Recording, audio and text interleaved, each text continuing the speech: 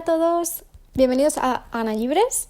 Este vídeo para mí es muy especial porque me encanta el marzo asiático. Me hace especial ilusión cuando se empieza a acercar marzo porque si ya de por sí me gusta leer literatura asiática, llegar a un mes en el cual consideramos que es el momento de leer literatura asiática, pues solo hace que me ilusione y tenga muchas más ganas de leer. Para quien no conozca el término marzo asiático, es algo que nace gracias a Magrata Hostiernos. Ella tiene un canal de YouTube desde hace muchísimos años y fue la precursora de esta especie de fenómeno por allá en 2019 más o menos. Es algo que me parece súper guay porque creo que ha trascendido bastante, ya no solo como internet, sino también es algo que ha llegado pues igual a librerías o a bibliotecas y que se ha convertido en un momento en el que literalmente marzo se convierte en un mes en el que se fomenta leer literatura asiática. El año pasado hice un vídeo sobre esto en el que os contaba todos esos libros que tenía pendientes en casa de literatura asiática, generalmente Japón, Corea y diáspora. A veces me siento un poco mal porque al final Asia es un continente gigante, inmenso, que no solo abarca Asia Oriental, sino también la Asia más árabe, por ejemplo, y que generalmente cuando hablamos de literatura asiática enseguida pensamos en Corea, Japón, China, pero nunca pensamos en países como India, Kazajistán, Afganistán, Irak, Irán, una cantidad de países inmensos, incluso Rusia, porque al final la Rusia europea yo creo que podemos considerar que es mucho más pequeña que la Rusia asiática. Para este vídeo, concretamente, pregunté en Instagram de qué tipo de libros os apetecía que os hablase, si mis favoritos de literatura asiática o mis pendientes. También ofrecía una posibilidad que era hablar de las dos cosas, al final ha salido esa. Entonces, he elegido mis 5 libros favoritos de literatura asiática. Sí que es verdad que he tenido que dejar alguno fuera porque me parecían demasiados y tampoco quiero hacer un vídeo súper extenso. Y luego he elegido 4 libros que me gustaría leerme para este año. Si no llego en el marzo asiático, porque al final es un mes y muchas veces pues la vida no nos da para leer tantos libros, pues a lo largo del año, porque realmente siento que cuando los veo y cuando leo de qué van, de que tengo ganas de leerlo. Y al final pues eso es lo más importante, que tú cuando veas un libro, aunque lo tengas en casa, sientas que tienes ese impulso de coger y decir, tengo muchas ganas de leérmelo. Entonces, ya os informo de que los libros, tanto mis favoritos como los pendientes, forman parte de ese grupo de Asia Oriental que os he dicho. Supongo que es algo que debería cambiar en algún momento, pero bueno, disfruto mucho leyendo literatura de Asia Oriental y al final pues nos faltan horas en el día para leer tantos libros que se publican al año y en este caso se traducen. Voy a empezar por los favoritos. Keum-suk Gendrik Kim es una ilustradora surcoreana. En este caso he cogido La espera porque creo que su novela gráfica más famosa es Hierba, que sinceramente está dentro de mis favoritas. En general yo creo que diría que esta autora es una de mis favoritas porque los 3 libros que me he leído de ella me han encantado, tanto La espera como Hierba, como la reinterpretación de El árbol desnudo. Esta novela gráfica está basada en un libro de otra autora surcoreana, un libro que fue bastante famoso durante la posguerra. Se escribió después de la posguerra, de hecho. No sé si en torno a 1960 o así. Solo puedo hacer que recomendaros a esta mujer porque de verdad que tiene una forma de expresarse increíble, de expresar muchas veces situaciones complejas, incluso a través de escenas en negro, que realmente te produce un impacto mucho mayor que a lo mejor que te hubiese dibujado cualquier otra cosa.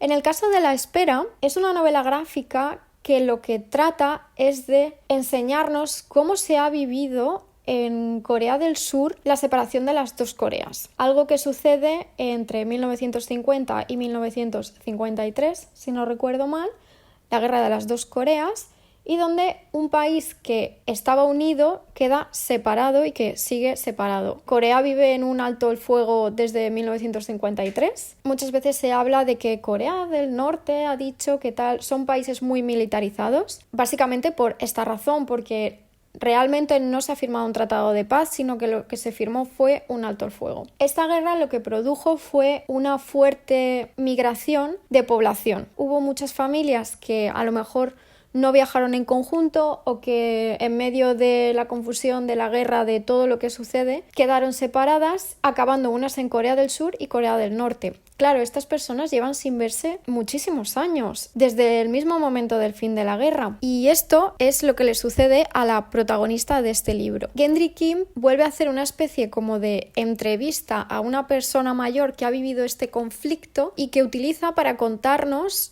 el sufrimiento de estas familias que se separaron durante la guerra. En concreto, esta señora se llama Ouija, no sé si lo he pronunciado bien, tiene 92 años y consiguió volver a ver a su hermana que vive en Corea del Norte a través de un programa que movilizaron entre las dos Coreas para que estas familias separadas se reencontrasen. Claro, es complejo y extraño reencontrarte con tu hermana o tu hermano que hace 70 años o 80 años que no ves. Y lo que trata de hacer la autora al final es reconstruir la historia de la guerra de las dos Coreas a un nivel social en base a diferentes testimonios que fue recogiendo y que ha plasmado en esta señora y que expresan el trauma de la guerra y la separación de tu familia, de tus amigos y de tus seres queridos y cómo esto se ha llevado y cómo se ha llevado políticamente. A mí esta autora me gusta mucho, creo que hace unas reflexiones mediante el dibujo brutales. No puedo más que decir que os la recomiendo. El siguiente libro, debo decir que este libro le tengo muchísimo cariño porque lo recuerdo como creo que uno de mis primeros libros que conscientemente eran de literatura asiática y es un libro que me encantó cuando lo leí. Me fascinó, no podía parar de leer, me gustó muchísimo. Es Las damas de Kimoto, de Sawako Ariyoshi, autora japonesa. Este libro además me hizo darme cuenta de que me gusta un montón la literatura que abarca diferentes generaciones, que te enseñan los cambios de un país a través de las diferentes generaciones, tanto a nivel cultural como a nivel social y sobre todo en países que te son súper ajenos porque al final las culturas son súper diferentes, como es el caso por ejemplo de Japón. En este libro tenemos a 4 generaciones de mujeres y en 300 páginas transitamos de un Japón súper tradicional en el que asistimos a la boda de Toyono. La verdad es que la historia de Toyono me gustó un montón porque el libro empieza con la boda de ella y es como un despliegue de la tradicionalidad del matrimonio japonés increíble. Toyono en realidad es una mujer de clase alta, podemos decir, y claro, toda la parafernalia que se hace para su boda me pareció increíble, me pareció algo muy chulo de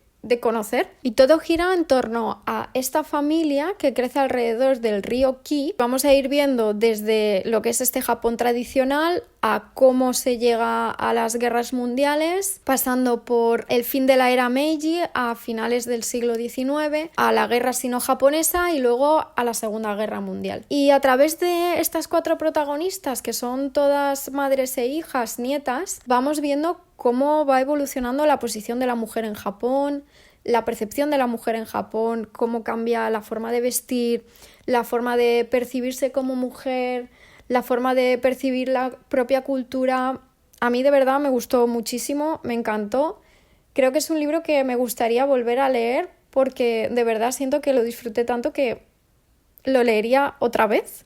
A raíz de Las damas de Kimoto llegué a otro libro que me dio las mismas vibras y sinceramente me gustó, si no más. Es verdad que los siento un poco diferentes porque en este caso las protagonistas son 4 mujeres, entonces siento que de alguna forma me llega más por vivir como toda esa transición entre unas y otras a lo largo de las décadas, pero Pachinko, de Minji Lee, también me gustó mucho. En este caso, esta es una autora de la diáspora. Ella vive en Estados Unidos. El libro ha sido también serializado. La serie tiene el mismo nombre, Pachinko. Esta me gustó en especial porque aprendí un montón sobre, uno, la invasión japonesa a Corea, la época de la Corea colonial, y luego, por otro lado, el tema de los coreanos que viven en Japón. Ahora mismo no recuerdo el nombre, pero lo pondré por aquí porque en Japón hay una comunidad muy grande de coreanos y ya no hablo de coreanos de primera migración, sino de coreanos de tercera generación. Puede que ni siquiera hablen coreano, hablan directamente japonés porque llevan 3 generaciones en Japón y básicamente lo que tienen de coreanos es que no tienen nacionalidad japonesa. Y es muy curioso esto porque hay una especie como de racismo hacia lo coreano y la descendencia coreana en Japón que les sigue tratando como si fuesen inmigrantes cuando a lo mejor, pues lo que comentaba, llevan ya hasta 3 generaciones. En este caso empezamos con Sunja, la protagonista, que es una chica de 15 años que se queda embarazada de un hombre casado y que tiene familia. Acaba emigrando a Japón gracias a que un joven sacerdote le ofrece irse con él. Él sabe que ella está embarazada, pero le ofrece irse a Japón, empezar una nueva vida donde nadie la conoce, tener el niño, casarse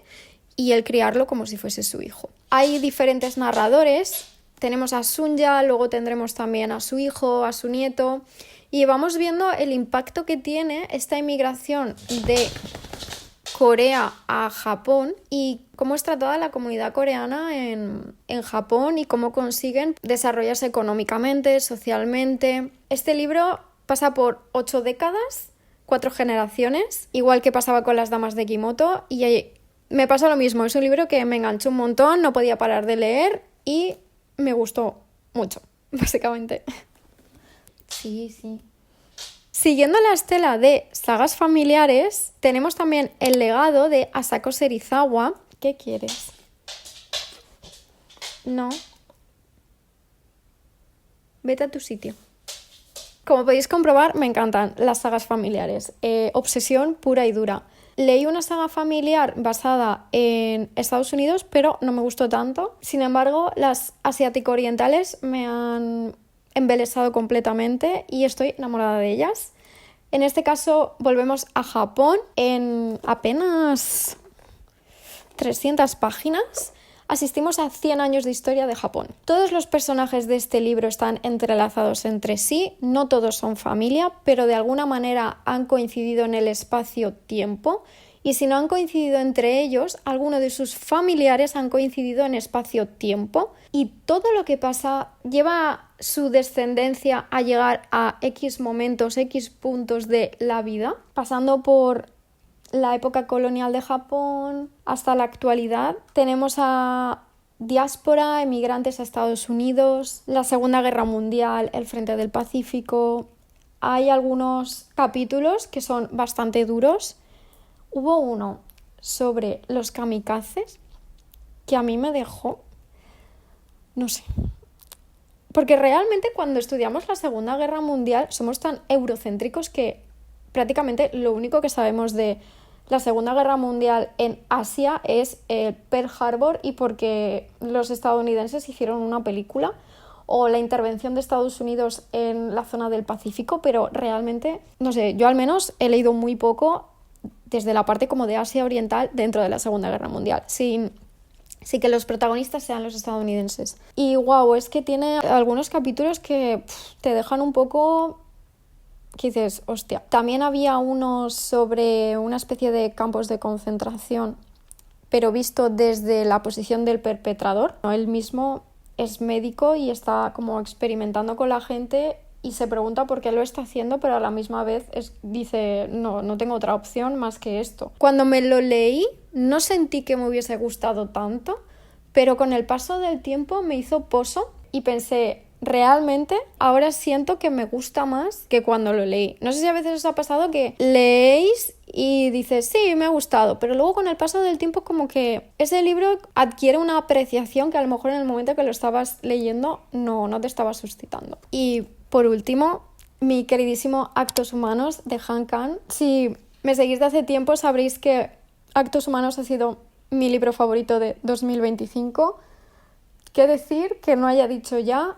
Me parece un trabajazo por parte de la autora, me parece una recuperación de la memoria de las personas que sufrieron la matanza de Gwangju en 1980. En este caso nos encontramos en un contexto en el cual hay una dictadura en Corea del Sur. El gobierno ha decidido responder a la ciudadanía que se estaba quejando mediante la violencia a través del ejército. Ocurre una matanza en esta ciudad. Fue un momento bastante convulso de la historia de Corea.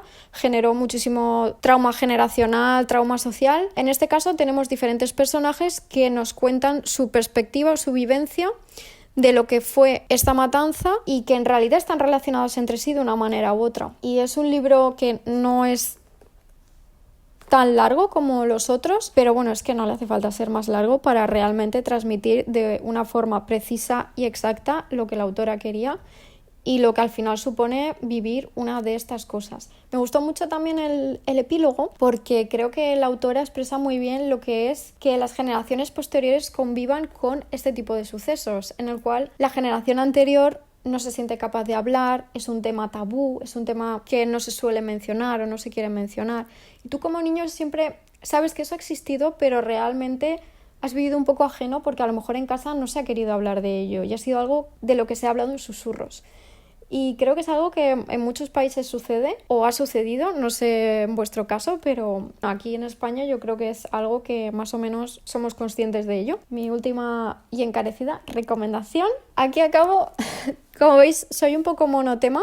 Con el tema de los conflictos bélicos sí que es verdad pues que son los libros que al final generan más pozo en mí, pero también es verdad que no todos son súper deprimentes, porque igual son un poco deprimentes. Pero en concreto Pachinko y Las damas de Kimoto, si os gustan las historias intergeneracionales, os lo recomiendo un montón. No hace falta que hagáis esta reflexión alrededor de la guerra porque mi cabeza la hace automáticamente, pero no tenéis por qué hacerla vosotros. Y yo creo que son dos libros que se pueden disfrutar mucho, en los que aprendes mucho de la historia de los propios países y de la cultura en concreto de los protagonistas. Y pues nada, estos son mis favoritos por el momento de literatura asiática. Y ahora con mis pendientes voy a ser un pelín más breve. Vais a ver un poquito de cambio porque en mis favoritos solo hay o literatura japonesa o literatura coreana, pero el año pasado me compré algunos libros que cambiaban de país. Bien, Ana, has conseguido salir. Pero antes de contaros qué país, que sigue siendo Anasa Oriental, lo siento, os traigo Ballena de, este siempre lo tengo que leer, Cheon Myung-kwan. Es un libro que me regalaron en enero y la verdad es que le tengo muchas ganas. Me encanta esta editorial, me parece maravillosa. Me encanta Shiro Libros. Y en este caso tenemos un autor que escribe ciencia ficción. Me llama mucho la atención que los autores coreanos reflexiona mucho alrededor del trabajo, porque sinceramente lo entiendo, trabajan demasiadas horas. De hecho, Corea del Sur es el país que más horas trabaja de media en el mundo. O sea, heavy. Y os leo un poquito de qué va. Un relato multigeneracional que combina, volvemos a lo de generaciones, que combina fábula, fantasía y el peso de los años, tan surrealista como profundamente humano. Ambientada en una remota aldea de Corea del Sur, narra la historia de Kumbok, que persigue una emoción indescriptible desde que vio por primera vez una ballena, y de su hija muda, Chung-hee, que en sueños habla con un elefante. Pero también es la historia de una cárcel, un circo ambulante, una fábrica de ladrillos y un cine con forma de ballena construido en medio de la nada. De un antiguo miembro de la Yakuza y de una mujer tuerta que domina abejas con un silbato. Este libro me recuerda un montón a Aspirina porque utiliza recursos súper fantasiosos, intentan relatar algo mediante situaciones o hacer quizás como una crítica a nivel social de algo con situaciones que son literalmente inverosímiles. Como por ejemplo en el caso de Aspirina, el episodio digamos que más se relacionaba con el título, lo que pasaba era que estaban todos trabajando y de repente aparecía algo blanco gigante en el cielo. Y claro, se encontraban en la situación de ¿tenemos que seguir trabajando? ¿Nos tenemos que ir a casa? ¿Esto será peligroso? Lo mejor no sería quedarnos en casa. Pero al final acaban yendo a trabajar y luego descubren que eso gigante es una aspirina. Me llama mucho la atención como la literatura coreana utiliza estas series de recursos para criticar algo y hacerte meditar un poco de estoy leyendo algo loquísimo, pero realmente la metáfora de esta historia tiene sentido. Y creo que este libro va a ser un poco por el estilo. Volviendo un poco atrás, lo que comentaba de que me estaba cambiando de país, el año pasado me compré algunos libros de literatura china. Me apetece mucho leer sobre China, quiero seguir aprendiendo sobre los diferentes países de Asia. En este caso, este me lo compré en la Feria del Libro de Valencia el año pasado, sinceramente un poco porque iba cotilleando por los stands y me llamó mucho la atención. Siento también que cuando busco literatura china encuentro mucho sobre la Revolución Cultural China y al final como al ir un poco reconociendo esos momentos históricos hacen que yo quiera leer más sobre ese tema. Ya no hablo de ensayo, sino incluso novela, porque al final muchas veces a través de la novela podemos aprender historia. Obviamente no nos tenemos que creer toda la historia que se relata en las novelas porque al final no deja de ser como un contexto que se le da a la historia, pero es muy interesante aprender un poco sobre este contexto de cada uno de los países a través de la novela, y también lo hace un poco más divertido, entre comillas. Digo divertido porque a mí leer ensayo de historia me gusta, pero entiendo que a la gente no. Volviendo a Las voces silenciadas, que es este libro, dice: China, 1989 a 1997. Cuando Deng Xiaoping decidió abrir China a finales de la década de los 80, Xin Ran vio una oportunidad para poner en marcha un programa de radio orientado a mujeres. A través de sus preguntas y experiencias, miles de mujeres anónimas dieron testimonio de décadas de crueldad y ejemplo de resiliencia ante la adversidad en una sociedad tremendamente restrictiva e hipócrita. Xin Ran nos presenta las historias que más le afectaron, abordando temas tabúes como matrimonios forzados, violaciones, homosexualidad, el lugar de la mujer en China. En su conjunto, dibujan una perturbadora crónica social de la revolución cultural. Yo creo que simplemente por el tema me va a gustar. Hablamos de opresión, mujeres y traumitas. Es que yo estoy totalmente dentro. Seguro que me va a gustar. Por cierto, este libro está editado por Amok Ediciones, que es una editorial pequeñita que se dedica a editar libros de literatura asiática, por si queréis echar un ojo. Este libro me lo compré por Wallapop. En realidad iba buscando otro de la autora, que es más famoso, pero no lo encontraba y este lo vi a buen precio y dije, pues mira, voy a empezar con este. Es La novena viuda de Jelin Yang. Volvemos otra vez a mujeres protagonistas, momento de la revolución cultural china. Esta autora a mí me la han recomendado mucho. Bueno, más que recomendar mucho, he visto como muy buenas referencias y dice así: 8 adolescentes se convierten en viudas heroicas tras liberar a 8 guerrilleros laoba de una muerte segura a manos de los japoneses. La novena viuda, Wang Putao, no recibirá los mismos honores que ellas. Huérfana desde muy niña, pasa a formar parte de la familia de Sun Huaiqin, un próspero comerciante. Pero todo cambia tras el triunfo de la revolución comunista comandada por Mao Zedong. La autora básicamente habla sobre las colectivizaciones agrarias, las purgas de la revolución cultural, las luchas internas de los dirigentes políticos, las disidencias y las represiones que cambiaron la historia de China, a la vez que se alterna con batallas personales de los personajes. Como podéis ver, mis libros favoritos, mis libros que más me interesan y que me apetece más leer, versan un poco sobre lo mismo. Esa forma de los autores de enlazar los sucesos históricos con las vidas personales de sus personajes y transmitir estos cambios socioculturales a través de ellos es algo que me encanta, me apasiona, me gusta mucho, me mete muchísimo dentro de las historias. Y ya está. Estos son mis libros favoritos de literatura asiática, los 3 libros que más me apetece leerme este marzo asiático. Si soy sincera, creo que no voy a poder leerme estos 3 libros este año para el marzo asiático porque probablemente sean bastante densos en el sentido de tienen un impacto psicológico un poco fuerte. Quizás lo alterne con otros. Acepto sugerencias. Me interesa también mucho la parte de esa Asia no oriental. Siempre hablamos de marzo asiático, pero en realidad parece que hablamos de marzo de Asia oriental. Si tenéis recomendaciones sobre literatura de la parte más árabe, la parte hindú, incluso de la parte de Rusia, estaré encantada de recibir esas recomendaciones. Por cierto, os quiero contar también que hace poco me leí un libro de una autora ruso-ucraniana. Tengo ganas de leer literatura rusa. Cuando hablo de literatura rusa no me refiero a clásicos, me refiero a literatura rusa contemporánea. Me apetece un montón, o al menos siglo XX-XXI. Hasta aquí el vídeo. Espero que os haya gustado, que disfrutéis mucho del marzo asiático, que leáis muchos libritos ambientados en este continente para este mes y os envío un besito muy grande. ¡Chao!